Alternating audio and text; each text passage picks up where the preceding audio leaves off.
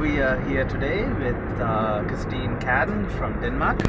She's the Vice President of Denmark Humanist Association, and she is a travel, can I say travel blogger? Travel blogger and podcaster, yeah. Podcaster, Yeah. She podcasts her travels and the experiences related to humanism on her podcast in Babelfish, and for those who are familiar, that is a reference from the Hitchhiker's Guide to the Galaxy. Yes.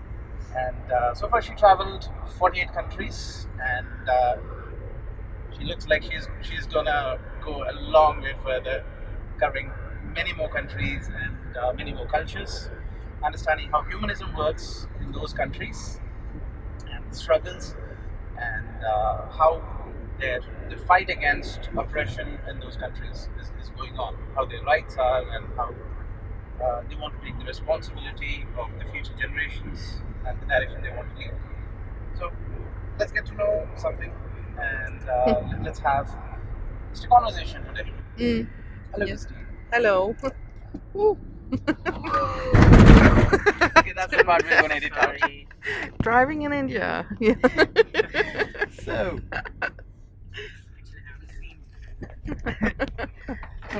of all your travels, Yeah. how do you see your travel, your time in India different so far?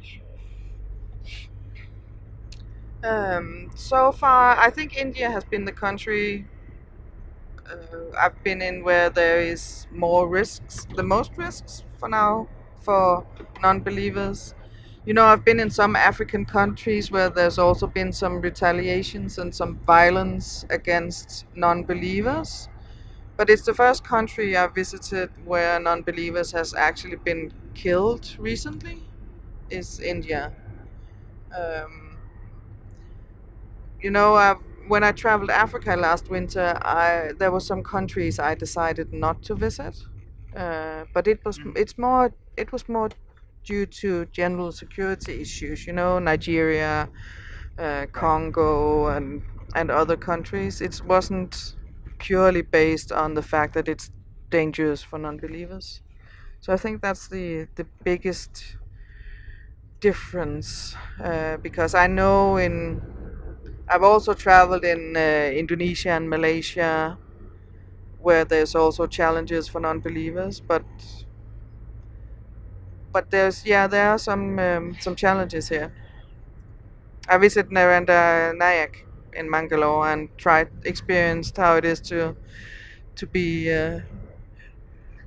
to have to live with a bodyguard for a few days, which tells everything about the situation. Yeah.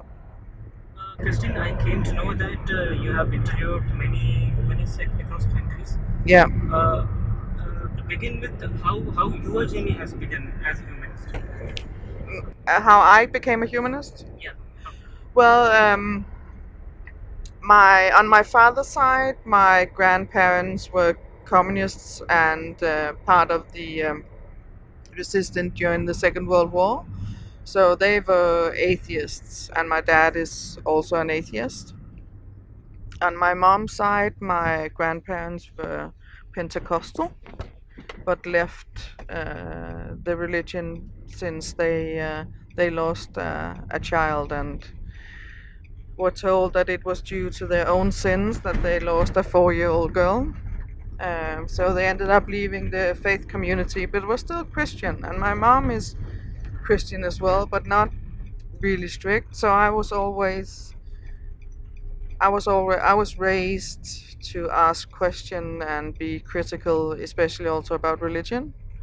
And decided early on that I didn't want to be participating in the Lutheran Church.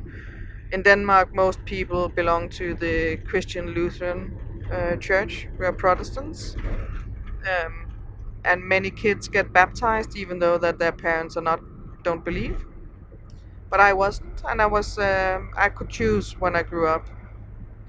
And in the beginning, I was kind of, as a child and as a teenager, I was always thinking that there must be something else, something controlling everything, not a god. I have never believed in any gods.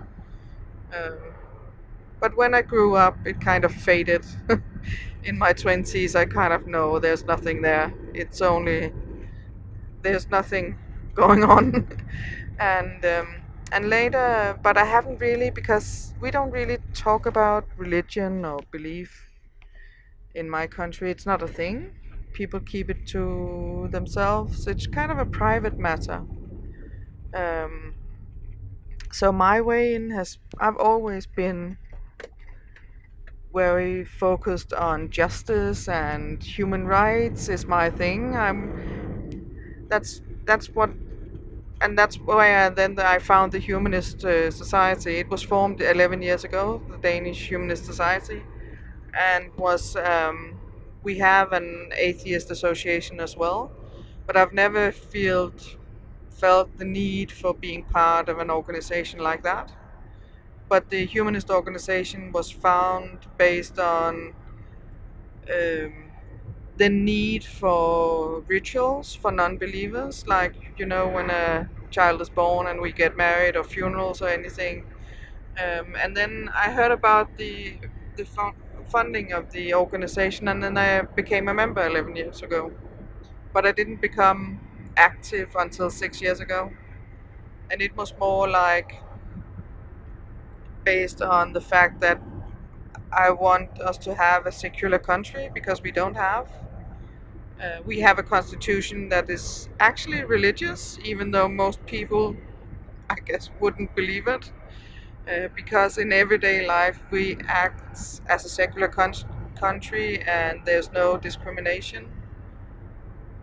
But our constitution is religious, and we have a state church, and the church is supported by the government. So those were some of the things I would like to change. That's how I became active, I would say.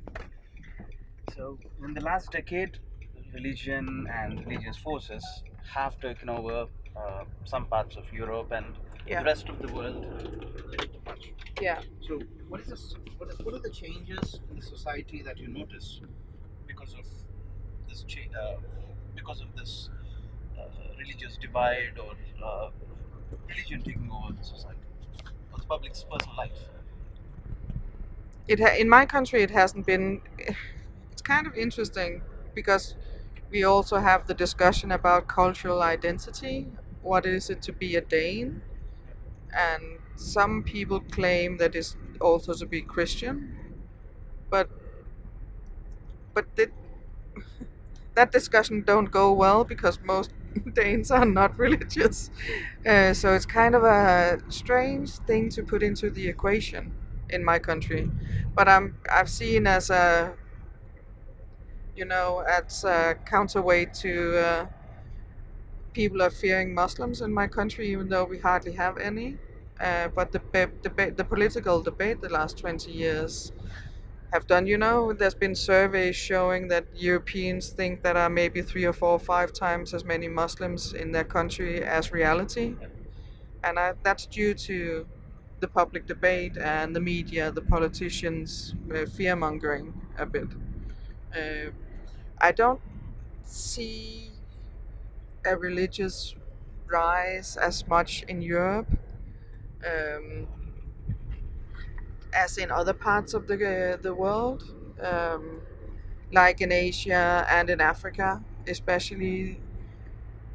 I don't think the religious forces in Europe will succeed. They're trying. We also know that the Americans sends a lot of money, Pentecostal money and everything, also to Europe, not only to Asia and Africa. But I don't think they will in the long run succeed in Europe. Um, Even though there are some negative signs in Poland and some other countries, but the majority of the European countries, I don't think so. It's more like a right-wing populist um, trend, which is dangerous, I think. Not necessarily religious, not in Europe, but it is in Africa and Asia.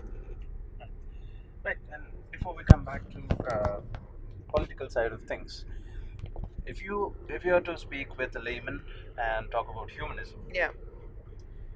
what would be the key points that you would mention about a humanist society, as in the society being more related to human rights and humanist ideology? What are the kind of positive changes that you're looking at, and have you ever felt there could be some negative effect? People, I mean, the most common thing people claim is the comfort they find in religion. And do you ever feel that can actually be replaced or somehow can be made better through the humanist ways? Yeah, I would say that the positive thing about humanism is that there's no dogma, so you're not forced to do anything that you don't feel comfortable with. It's up to you to decide what's a good life for you and live by it. That's the difference. No one will tell you how to live your life, what to eat, what to think, what to wear, who you marry, um, or How you anything, marry? and how you marry or anything. It's up to you, as long as you don't harm anybody and as long as you don't try to force anybody else on what you believe or think.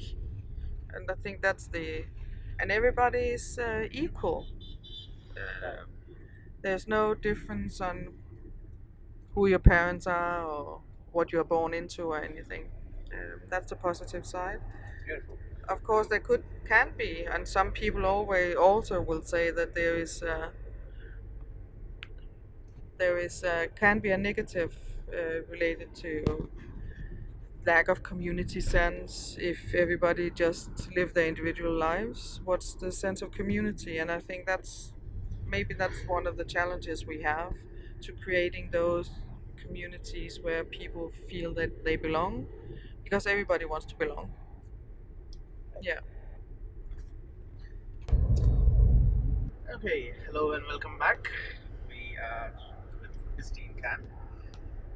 So, picking up from where we left This morning, many hours ago. Let me ask you, how was the day so far? It was been a great day, long day, but I really enjoyed visiting the world's largest movie city. It was fun. Glad we had a pleasant day. Yes. Going back home. And so, just a short conversation on our way back home. Let me start. Yeah, please. So Christine, coming back to our common discussion, you have been to 48 countries so far. Comparing the judicial systems across the different countries, how do you think judicial systems are good at in dealing with the human rights violations? Oh, that's a big question.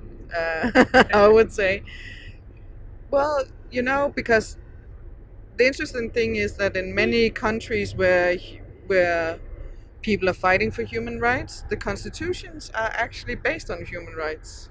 In my country and other European countries, our constitutions are so old that human rights wasn't even defined when the constitutions were made. Like in my country, we have what I would call a religious constitution, not secular, and not mentioning human rights at all. There's freedom of speech, and you can create an organization. There is some liberties that is also later on included in human rights convention, but it's not all of it. And as I see it, it's kind of interesting whether or not the courts follow what can you say? It's not always that the constitution and the legal systems are alike. Even though the constitution might be secular and based on human rights, there might be some laws that are not. And blasphemy law is a good example. Some discrimination is also what I've experienced, especially in Asia, that you have to register your religion in the official records. It's on your identity card. It's defining you, which is for me very surprising, because it's not allowed. It's illegal in my country to register people by religion. This has been a surprise because it can be used and I think it's also used in some countries. In Indonesia and Malaysia, they also have Sharia courts for Muslims, they say, only regarding divorces and inheritance. So they have the civil matters. civil rights, and then they have the Sharia courts, which is strange. Parallel judiciary systems, depending on which community, which religion Yeah, they, yeah, they belong to. Wow. yeah. So I mean, that's really fortunately, strange. we do not have any such restrictions of registration Yeah. of your beliefs yet. Yet. So far we are still treading carefully. Yeah. Now, you're from Europe, Yeah. and World War II happened on mainland Europe, and you're the most affected of Yeah. people, more than anyone else in the world. Now, since the past couple of decades, we've been seeing this right-wing nationalism and this divisive politics Yeah. taking over Europe as much as the rest of the world. So, why do you think our politicians never were able to learn from our mistakes from the past? Are we really? Do we need to be worried that we are moving towards similar situations, the similar dangers that we had a century ago? Well, it seems like we never learn from history, right? Because there continues to be wars. It's the longest period of time where there haven't been a war in Europe since the Second World War. It's never been so peaceful. And I think that people are forgetting how it was before, because then in a few years' time there will be no survivors. There will be no more survivors from the war, neither from the concentration camps or by our soldiers. So there will no one who can in person tell about what was going on back then. What they have experienced. Yeah, no experience to share, and people forget. And then conflicts happen again, apparently. So I'm not optimistic, but I hope things will change, and I especially hope that the young generation, due to the climate changes and the focus on the climate changes, that we need to do something, that we can actually shift focus from the populism and right-wing rise, and instead focusing on what should be done in order for us to stop the climate changes and find solutions for everybody. Because let's face it, if we don't find solution for the climate changes, even more refugees and migrants will come to Europe, because they won't have any place to live in many parts of the world, because it would be impossible. It's either flooded or there's drought, so they can't farm anywhere. So it's actually solving all the issues would be to solve some of the climate changes. I mean, that's just a reminder to say all of us are living on the same planet. Yes. And we cannot limit ourselves with borders, lines on the map. Yeah. And we have to care for the rest of Exactly. the humans around us. If not, it would someday somehow affect all of us Yeah. together. Now, when you said probably not having the memory of what happened, and we just Europe got too used to peace, that they are forgetting the value of it. Yeah. The same can be said about vaccines. The anti-vaccination movement Yeah. has picked up way too fast, unimaginable after the 1990s, after Dr. Adam Wakefield. And it's just impossible to imagine how people forgot what polio did to the United States back in the 50s. Yes. And rest of the diseases as well. We had the same. I went to a summer seminar with doctors. I'm supporting Doctors Without Borders.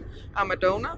And they had a 1-week summer folk high school in Copenhagen, and I joined to learn more about their work. And also, they're also fighting prejudice against vaccines wherever they want to. They vaccine a lot of kids in Africa especially, but actually some of the prejudice they meet is a bit similar, because the locals say that they come to make the kids sick.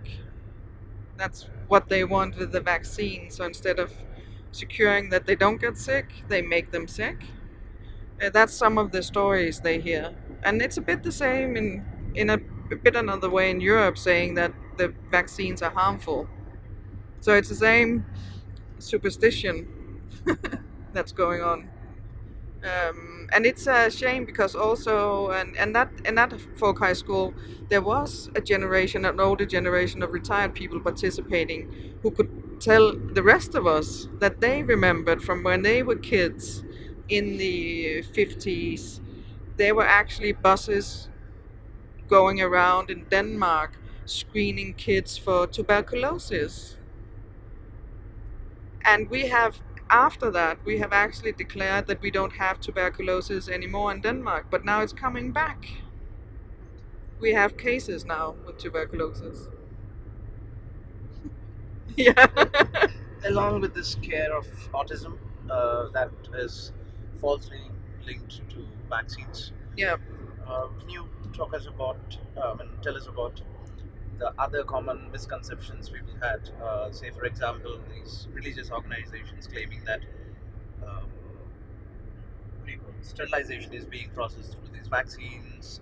This is against the will of the God, and these examples that you come across, especially in the developing countries, how people.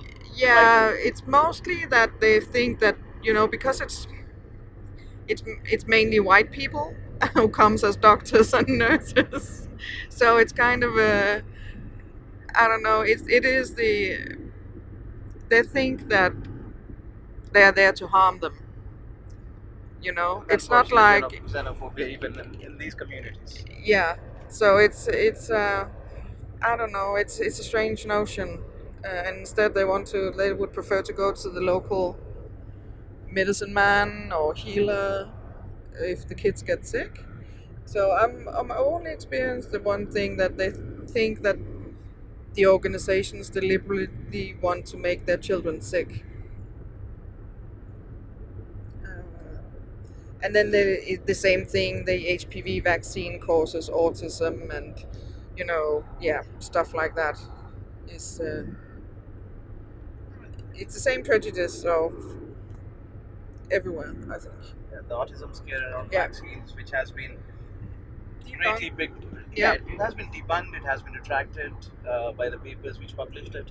But somehow the celebrities, or the so-called celebrities and the stars picked up the cause. Yeah. And yeah, They still just an unfortunate. still support anti-vaxxers. Yeah, it's incredible that people who are supposed to be well educated actually say that it's harmful. Yeah. And related to that, before we move on, so if someone was to say, it is my right as a parent to not vaccinate my child, Yeah. be it my religious reasons or my concerns about it or my beliefs, my studies, my understanding from the internet, Yeah. any of that, how would you address that? How would you reason with them? I'll try and convince them, but basically we can't force anybody to anything. But the result can be that they might get excluded from the community because there might be kids. If you don't reach the security level of vaccines, I think it's about 90% of a population who needs to have the vaccination, and then it's stable. Then elderly or people who have a low immune system, sick kids, they could actually die getting these diseases. So it might in the end risk that these kids won't be part of the community. I mean, in that sense, it's not really an individual problem. It's a social. It is. Social issue. Yes, it It's is. a community's problem. Yeah, and the parents need to be aware of that. For now, they don't care. In my country, they don't care because so many kids actually get the vaccination. We had a huge problem with the HPV vaccine, where I can't remember, it dropped a lot, but now it's climbing back up. It was actually due to one of our major news television networks who brought a documentary who shared the fake research about autism. And after that, no one wanted their kids to be vaccinated in Denmark, and it's taken many, many years for for the percentages to go up, but it's changed now. Also, the boys are getting it, the vaccine for free. Girls are was getting it for free, but now boys are getting it as well. So it's a major issue. Now, on the medical front, earlier in the day, we were just having a conversation about how these faith healers Yeah. and people who claim alternative medicine for Yeah. deadly disease, Yeah. terminal illnesses, try to pick the most vulnerable. Yeah. Now, in the same way, Godmen in India pick the most vulnerable of people with the hope. How does one, secure the society from forces like these? In India, spirituality and mysticism has a very high regard. Yeah. And people taking advantage of this or just exploiting the public on a very dangerous level. Yeah. So I think it's important to debunk everything that's going on, like Narendra Nayak is doing and others, showing that it's just magic tricks if they do things like that. Else, it's you need to raise a population that can ask questions and ask critical questions and think for themselves and are based on science and can distinguish between science and spirituality, basically. I think that's the difference. And we also have some in Denmark. We also have an area where we have healers claiming they can cure almost anything with crystals or electrical, I don't know, electric so Europe currents. is not really immune from any of this. No. We also have this, and I'm not sure but it's a small part of. It's a small part of the communities. It's a small part of the members in Denmark who believe this. Even though that we are a country where everybody has an education. Yeah. That's unfortunate. Yeah. Do you have any regulations to put these in check? I heard in some European countries there are these laws that ask astrologers or these fortune tellers to have these boards saying for entertainment only. Do you have any of those in Denmark? You're not allowed to advertise for medicine, claiming that they can do alternative medicine, claiming that they are good for stuff. And we also have a legislation against quacks, but it's very difficult at this stage to get a sentence. So they're actually discussing it now in Denmark. There are some politicians saying we need to do something about this area because it's growing, and they're actually earning a lot of money from people who are terminally ill or very ill. So they want to change the legislation because it's also actually illegal to, on purpose, harm other people. And some things that it might be able to use it when we have alternative medicine or anything, because if they know that this doesn't work, then you actually harm other people on purpose. But they want to change the law related to quacks. We have had a case with a healer claiming he can cure cancer with electrical currents, and the man died, but he still claims that he cured. They cured him. It doesn't make any sense, but that's what he's doing. And they meet these groups where it's a mix of astrology and crystal healing and meditation and yoga and herbs and stuff. And we don't have a law saying that this is only for entertainment. Maybe that would be a good idea to do someday. It's only entertainment only, like magic tricks. Yeah, I think that's in UK or some European country. I remember reading it somewhere in one of the news articles. Okay. About this legislation. Yeah. And that reminds me of this news article from Australia the other day. An astrologer was caught trying to scam a family of the father with an 8-year-old daughter who is suffering with cancer, terminal stage. The astrologer scammed the person for thousands of dollars, and finally the news channel got all of this scam out. They recorded, and this is where I was completely taken aback. At the end of the episode, the news channel actually gave a caveat saying, "We understand these might be related to some Indian customs, these some religious beliefs. So we don't mean to hurt any of." So they still wanted to be cautious about not hurting anyone's sentiments, even though it was obviously a scam. Yeah. Why do superstitions really have? I mean, how are superstitions able to just hide under the shadows of religions and cultures? It is strange. It's I don't understand it either, because as long as you say it's religious, then you're okay. Then because it's religious, then it's okay. But are there somehow. any references to religions, to any of these superstitions? Say in the Abrahamic religions, Christianity or Islam, You as could well just say I believe, and that would be enough. and then it's enough. That's I believe crystals heal you, or something. I don't know. I believe in it. I don't. Let me heal you with the Bible. Yes, exactly. So, It is strange. scary stuff. Yeah, scary we're stuff. kind of scared of criticizing too much, also with the alternative medicine. Because I understand, especially in Europe or any of the Western civilizations, stuff like yoga or this Indian mysticism has some value, some name for it. Oh yeah. And the moment someone wants to speak against it, it might sound like someone is offending a foreign culture purely out of this xenophobia. Yeah. So that can make people hesitate in handling it. Well, I actually don't think I don't think it will be considered that in Denmark, because meditation and yoga is now such an integral part of Denmark that it would not be criticizing India, criticizing yoga. It would be criticizing the spiritualist movement or something,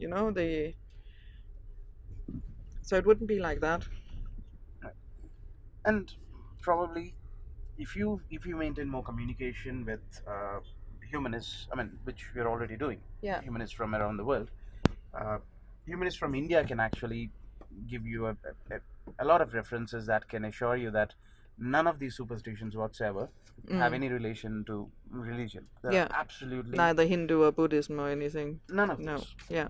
They're just from these myths and practices that we had back from the Dark Ages, which are still being carried on purely out of practice. And even the yoga practices that are practiced in Europe is not the same that's practiced here. It's a European version, Danish versions of yoga. It's not the same as I understand it. It's been adjusted to a European taste. Okay, we don't want to call it appropriation at this point yet. No. So maybe once we watch a few videos, maybe some yoga gurus in India have something to say about it. Like power yoga and hot yoga and I was reading something about beer yoga. Yeah. Oh my goodness. You drink beer and do yoga. Yeah, stretch and drink. And then there's hot yoga. And hot yoga, and maybe hot yoga is more like Indian yoga because you're performing it in a 35-degree hot room. It's just today, like being here. after today, I think you can say that. Yeah, I don't know, but it's a strange notion. Yeah. And so Nishanth, what do you want to ask next? What I'm gonna ask? Yeah. This morning, Kirstine, you were speaking about child sexual abuse, molestation in churches. Yeah. Of your country. Yes. How your country is dealing with such issues?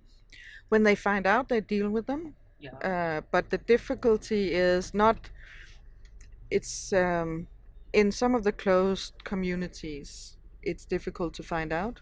So we had a few cases where a priest has been sexually abusing the youngsters in this church, which had a very close community and people who were protecting him. So it's been going on for years, and some have left the sect and then told about it, and then everything went rolling, and police were treating it very seriously, and also the municipality. The difficulty is when it's these closed communities where they have their own schools, or maybe there's some social control about it, because in sexual abuse cases the kids are kind of afraid of saying anything.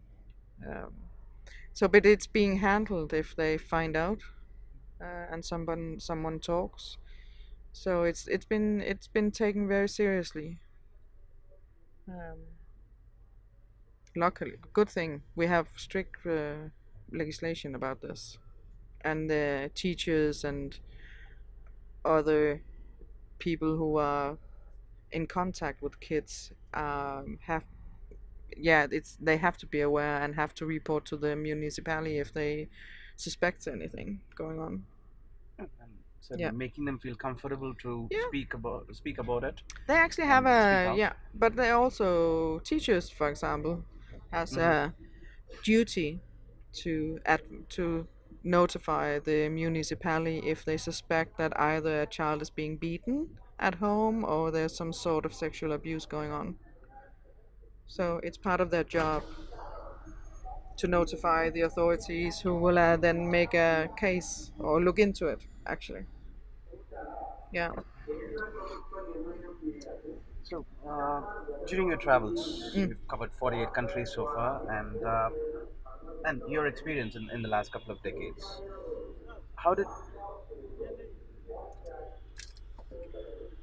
How did human? I mean, can you recall any examples from any of the societies that you visited, where implementation of human rights and humanism had made things better compared to what they were going through in the past?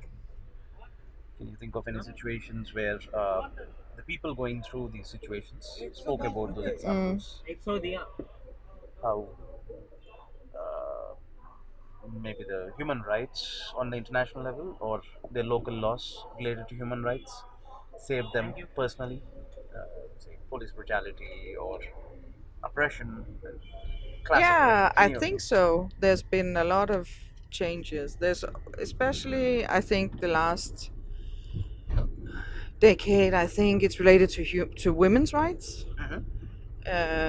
More and more countries um, have legalized abortion. Uh, there's more equality related to divorces and marriages and inheritance, which is positive. I think maybe that's the area where we've seen it, and also related to homosexuals, um, where equal rights have meant that especially homosexuals have gotten a better life and are not discriminated. Even though I know it's also might be going in the wrong direction in some countries, but overall, it's improved. It has improved. Um, Even in Denmark, which is a country where homosexuals are not discriminated, they're still challenged, because they still have an higher rate of suicide attempts and stuff like that, and depressions, um, even in my country. Uh, but it's improving, uh, compared to the 60s, where they were beaten up by the police in my country. Also, yeah. Now they can marry, they can adopt children, they can. So yeah, I would definitely say that human rights have changed the world. Um, as long as everybody agrees that human rights is important and we want to follow them, that's the big thing now, I guess. Yeah, countries being ready to accept, and Yeah. rather the public making the countries Yes. accept basic Yeah. human rights as the right of everyone. Yeah, exactly. Now, European socialism, or to be specific, the Scandinavian socialism, Mm, is hailed as the perfect balance of capitalism and socialism. yeah. Can you explain a little about how the economy and how welfare works in this part of the world?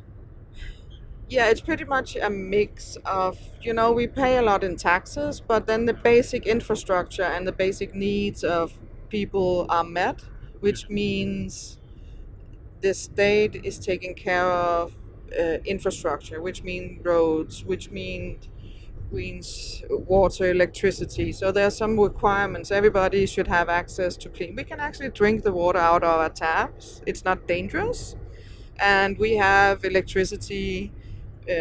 There's requirements, so we have electricity 24/7. It's not like you can experience any electricity breaks for hours or something like I've experienced in Africa. We have free education, all levels, university, and we have free healthcare. So these are the basic needs that are met. But and so there's the and then there's the free market enterprise. We also are very strongly on individual rights and human rights, and that people have freedom. Um, so that's the kind of balance.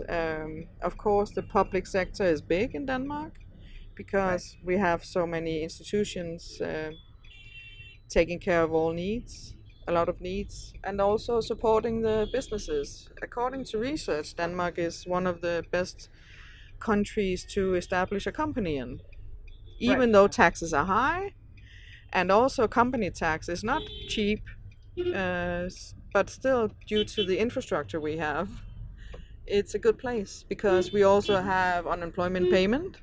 So, and it's easy to fire and hire people, actually. Surprisingly, the biggest allegation capitalist societies, and especially what we keep hearing constantly in the United States, is if I mean the Red Scare still exists in the Oh United yeah, States, it's and been 70 years later. Yeah. right, and they still say that okay, socialism is bad because all the bright minds in the country would just run out of it simply because socialism would not let them be creative. Socialism would not reward their creativity. Yeah. And what you just said is actually quite different from Let what me they just claim. say one thing. Skype, Hmm. Danish invention in Right. Denmark. We have people make a lot of inventions. We have a lot of these tech creative people who actually invented a lot of stuff that we use today. And then they develop them and then they sell them to big, unfortunately, American companies afterwards for a lot of money. But actually, they're developed in Denmark. Yeah, you so know. definitely the creativity is not Yes. getting affected. No. And probably, do you see the community feel the need to make the world a better place actually helping the creativity in such a society? Socialism is all about community. I'm part of the entire community, and everyone needs to have the basic, you know, rights Yeah, I and think services. because you don't have to worry. You don't have Hmm. to you don't as a kid you don't have to worry if your parents have enough money to put you through school. Right. Um so and you don't have to worry if you get sick to pay the bills on for the hospital bills or at the doctors or anything else. And then I think you can kind of free your brain capacity to think about something else because you don't have to worry all the time. And you can focus on arts. You can focus Yeah, on. exactly. You can experiment with your And career. that's also part of Right. our high taxes is Mhm. art and culture is subsidized heavily. The last 10 years, the Danish movie industry has been well known in the whole world. Danish actors are and actresses are in blockbuster series like Game of Thrones and Right. so all sorts of things. And it's because it's been heavily supported by the government over the taxes as well. Because culture and arts is important. Absolutely. Yeah, for creativity. Great. And Well, thank you very much, Kirstine. So that was Kirstine Kærn for us. It was wonderful to chat. Yes. Hope you had a pleasant time too. I And did. a lot to learn. Yeah. I really hope you had a great time in India and had a lot of new information and new exposure about this country and humanism in India as well. And we hope to see you soon. Thank you. I learned a lot, I would say, from this trip. And a lot of things I didn't know before. So thank you very much. And thank you for taking care of me here in Hyderabad. It's been a pleasure. Thank you very much, Kirstine. And that is Nishanth and myself, Bharadwaj, signing out. Have a nice day. Bye bye. Bye.